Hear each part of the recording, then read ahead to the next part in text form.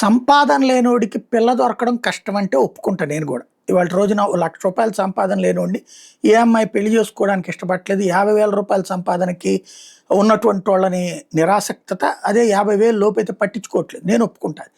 అలాంటి వాళ్ళు ఏమైనా కక్కుర్తి పడ్డారంటే ఒక అర్థం ఉంది. లక్షలకు లక్షలు సంపాదించే వాళ్ళ కోసం బారులు తీరుతున్న రోజులు ఈ రోజులు.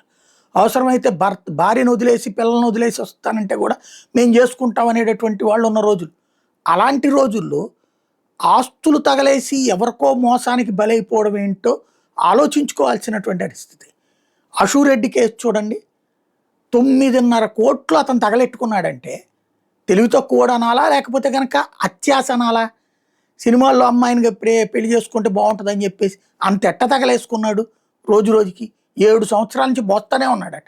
ఇప్పుడు అమ్మాయి 1.5 ఇస్తాను, నువ్వు మాత్రం నాకు అక్కర్లేదు పొమ్మంటుంది. సిగ్గు తెచ్చుకోవాల్సింది ఎవరు? అమ్మాయా అబ్బాయా? అట్లాగే ఇప్పుడు ఇంకోటి ఇక్కడ ఆంధ్రాలో జరిగినటువంటిది. ఎవరో పూజిత అనేటటువంటి పేరుతో ఒక అమ్మాయి మోసం చేసి ₹85 లక్షల కాజేసిందట. తాజాగా అదొక కేసు. ఇట్లాగా ఏదో దాని పేరేమంటారు, మన మ్యాట్రిమోనియల్స్లో వచ్చేటటువంటి వాటిని తీసుకుని ఆ మ్యాట్రిమోనియల్లో అమ్మాయిలు కూడా ఇది చేస్తూ, ఇంకొక కేసులో అయితే నగ్న వీడియోలు పెట్టి తర్వాత అబ్బాయిని బెదరేసి 2.5 లక్షలు ఒకళ్ళ దగ్గర, ఇంకోళ్ళ దగ్గర ఇంకో ₹2.5 లక్షల ఇట్లాగే డబ్బులు వసూలు చేస్తున్నారు.